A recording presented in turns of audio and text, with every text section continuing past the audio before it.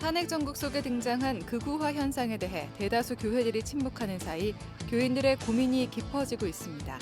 서로 다른 정치적 입장을 인정하며 차분히 토론하는 문화를 교회가 만들어가야 한다는 지적이 나오고 있습니다. 1981년 전두환 정권이 대전의 한 성경 공부 모임을 반국가단체로 조작한 한울회 사건 피해자들이 법원에 재심을 촉구했습니다. 진실화해위원회가 지난 2023년 한울회 사건에 대해 진실규명 결정을 내렸지만 법원이 아직 재심 청구를 받아들이지 않아 상처가 깊어지고 있다고 호소했습니다. 밥상공동체 연탄은행이 서울의 마지막 달동네로 불렸던 백사마을에서 펼쳐온 연탄 나누기 활동을 마무리했습니다. 재개발로 사라지게 될 백사마을에서 주민들과 마지막 인사를 나눈 현장을 취재했습니다. 전 세계 선교지 소식을 전하는 미션 리포트. 오늘은 최근 반군의 공세로 내전이 격화되고 있는 아프리카 최빈국 콩고 민주공화국의 소식을 살펴봅니다. 여러분 안녕하십니까? CBS 뉴스입니다. 12.3 내란 사태 이후 극우 개신교계가 한국교회를 과잉 대표하며 복음 훼손과 기독교 신앙 왜곡에 대한 우려가 커지고 있습니다. 대다수의 교회는 침묵 또는 방관하고 있는 현실 속에서 교회가 정치 사안을 회피만 할 것이 아니라 안전한 공론의 장을 형성해 공적 영역에서 건강한 목소리를 내야 한다는 주장이 나오고 있습니다. 오요셉 기자입니다. 교회와 기독교의 이름으로 극단적인 정치 선동 메시지들이 광장에 울려 퍼지고 있는 동안 대다수의 한국 교회는 침묵하고 있습니다. 비기독교인들의 눈에는 교단 교파를 떠나 하나의 교회로 비춰지고 있는 현실. 기독교의 이미지 실추와 신뢰도 하락을 넘어 복음 전도의 문이 아예 막혀버릴 것이란 우려가 나오고 있습니다. 이 때문에 그리스도인의 사회적 책임과 역할에 대한 교인들의 고민은 더욱 깊어지고 있습니다. 박은주 집사는 많은 어려움과 우여곡절 속에서도 지난 30여 년 동안 굳게 섬겼던 교회 공동체를 최근 탄핵 정국 속에 떠나게 됐다고 말합니다. 민주 헌정이 파괴되는 심각한 상황에 대한 아무런 문제의식 없이 공적 예배와 소모임 등에서 가짜뉴스와 음모론을 퍼뜨리는 이들을 보며 교회 공동체에 대한 회의감이 커졌기 때문입니다. 내란으로 야기된 이 나라의 긴박한 상황에 대해서는 기도 하나 전혀 없었고요. 오히려 서로가 경계해야 되는 가짜뉴스, 그것을 믿고 속으로 대표 기도에서도 그걸 기도합니다. 그리고 동의를 합니다. 우리 교회 평신도들이 어떤 혐오나 배제가 나도 모르게 무의식적으로 젖어드는 현상이라고 저는 생각했습니다. 신앙 그리고 하나님 나라의 본질보다 저들이 믿는 이념이 더 우선되나 이런 것을 자주 두렵게 느꼈었고요.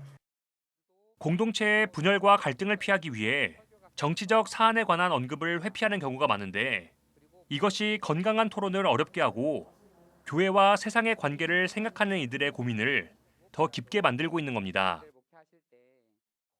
이 상황에서 그리스도인들이 어떤 자세를 취해야 되고 우리는 어떻게 참여를 해야 되고 아니면 참여를 하지 말아야 될 건지에 대한 토론은 전혀 없었고요. 저 사람은 극우일까? 저 사람은 나랑 같은 생각을 가진 교우일까라는 생각 때문에 어떤 기도의 내용을 나누거나 아니면 생각을 나누는 것이 굉장히 제한되고 굉장히 짧아지고 하는 것을 느꼈습니다. 목회자와 신학자들은 지금 이 상황이 지속된다면 교회의 극우화, 정치 도구화 현상은 심화되고 교인들은 교회를 떠나게 될 것이라며 이제라도 기독교 정치 윤리에 대한 담론을 형성해 나가야 한다고 강조했습니다. 특정 정당이나 인물을 지지하는 것이 아니라 교회 내 건강한 공론의 장을 형성해 교회가 피해야 할 정치적 행위와 지향해야 할 방향 등에 대해 기준을 제시할 수 있어야 한다는 겁니다.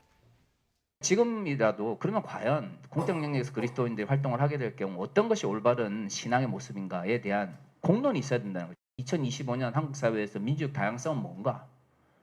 그다음에 디아코니아라고 하는 것들을 이야기를 했는데 그러면 공적 영역에서 섬긴다고 하는 건 뭔가? 정치적 교권주의 문제를 해결하기 위해서 교회는 뭘 해야 되는가?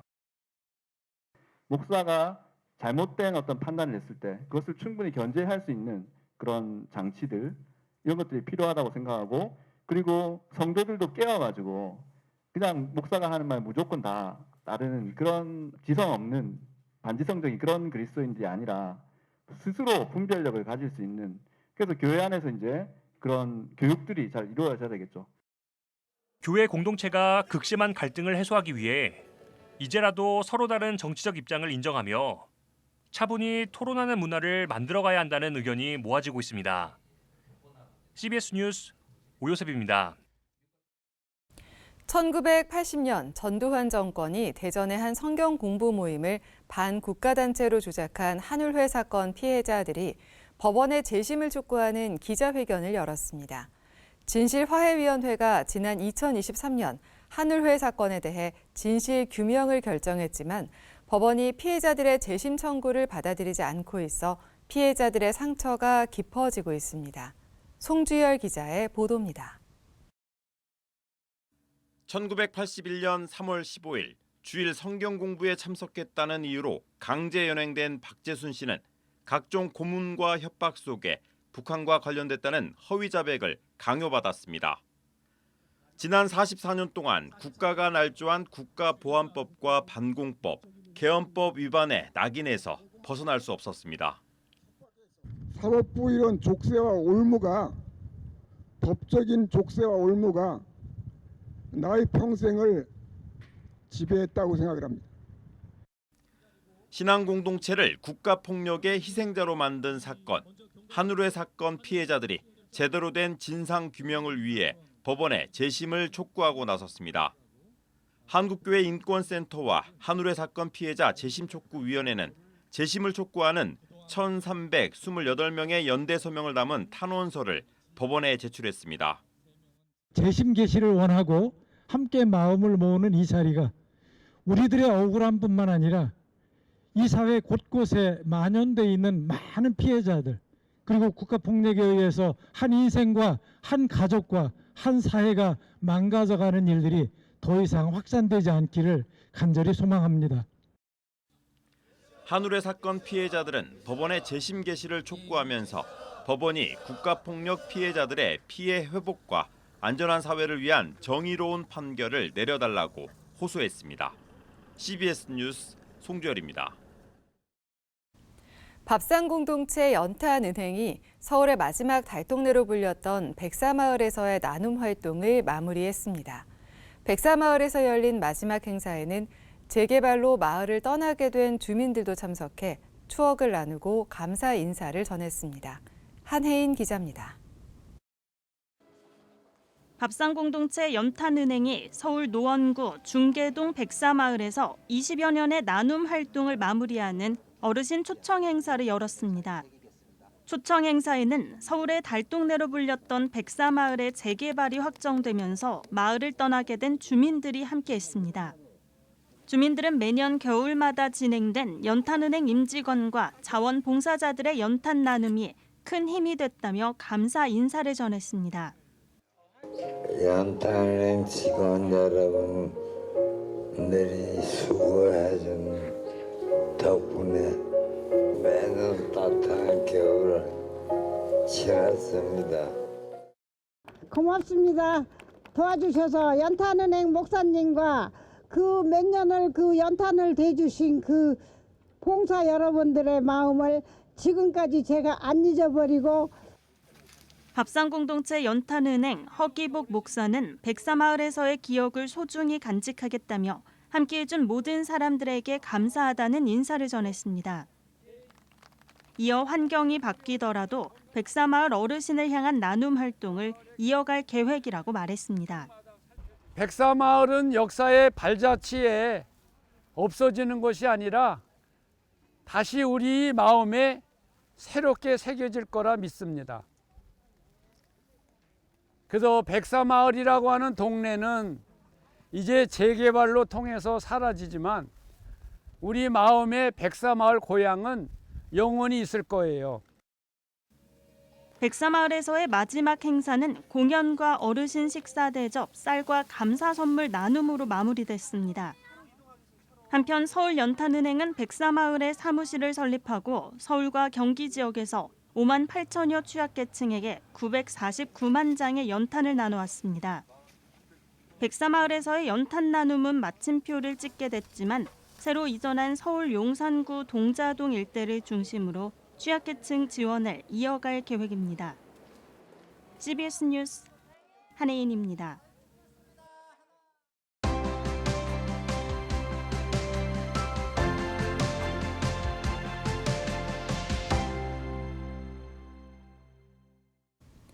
전 세계 선교지 소식을 전하는 미션 리포트. 오늘은 최근 반군의 공세로 내전이 격화되고 있는 아프리카 최빈국 콩고 민주공화국의 소식을 살펴봅니다. 임한중 선교사가 전해드립니다. 콩고 내전의 뿌리는 콩고가 벨기에로부터 독립했던 1960년대부터 이미 시작됐다 이렇게 볼 수가 있죠. 종족 분쟁, 자원 분쟁 이런 것들이 얽혀 있고요. 또 여기에 그 주변 여러 나라들이 그 이권을 위해서 개입하면서 아프리카의 세계 대전으로 전개되고 있는 상황입니다.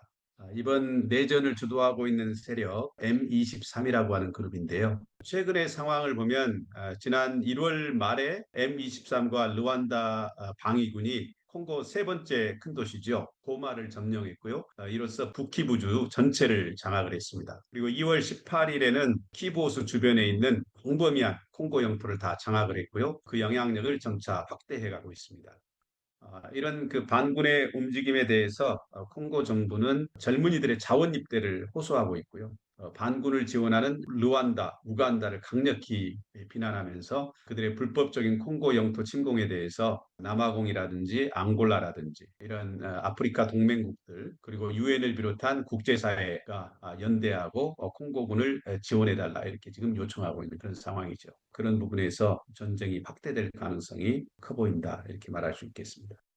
일반 주민들이 받는 피해 이런 것들이 교회에 그대로 영향을 미치고 있는 그런 상황이라고 볼 수가 있습니다. 특별히 이제 콩고에서 기독교인들이 많이 박해를 받고 있는 그런 상황은 주로 이제 콩고의 동북부라고 할 수 있죠.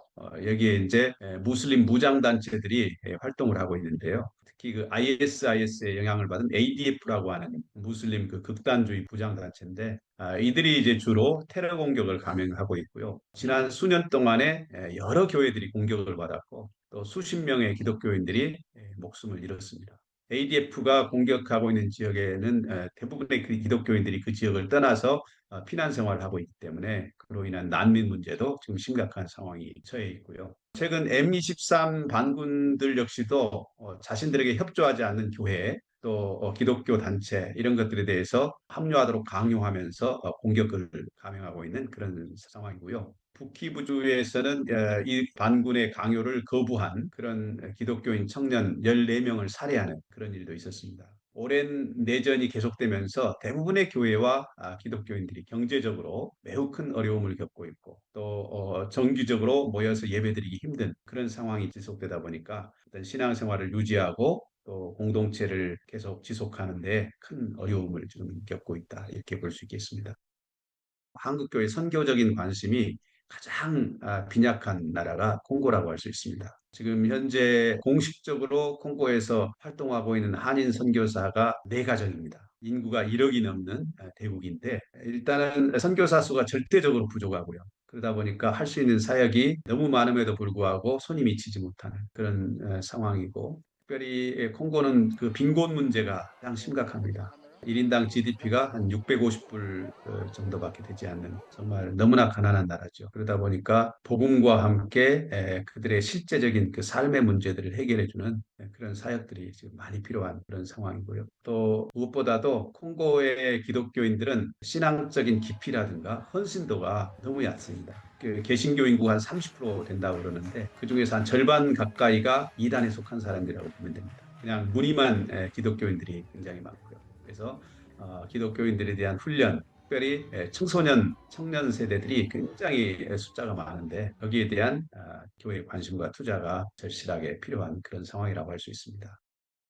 콩고 동부에서 지금 계속 확산되고 있는 이 내전 상황이 콩고 전역으로 번지지 않도록 기도해 주시고요. 하나님의 간섭하심과 또 국제사회의 협력, 또 콩고와 루안다 지도자들의 결단을 통해서 내전 상황이 속히 종료되고 평화를 되찾을 수 있도록 기도해 주시기 바랍니다. 두 번째로는 이 내전 상황 속에서 어떤 생명의 위협을 느끼고 자기의 집과 고향을 떠나서 고달픈 난민 생활을 하고 있는 수많은 콩고인들이 있는데 이들 가운데 자비와 긍휼을 베풀어 주시고 그들이 최소한 인간다운 삶을 보장받을 수 있도록 기도해 주시면 좋겠고요. 마지막으로는 우리 한국교회 각종 NGO라든지 우리 현지 선교사들 또 콩고 교회 이렇게 서로 협력해서 조직적으로 또 적극적으로 구호 활동을 펼치고 콩고 현지의 교회들이 서로 연합하고 힘을 모아서 어려움에 처해 있는 그 동부 지역의 난민들에게 복음의 능력과 그리스도의 사랑을 드러낼 수 있도록 그렇게 기도해 주시기 바랍니다. 네, 지금까지 콩고민주공화국의 이만중 선교사였습니다. 감사합니다.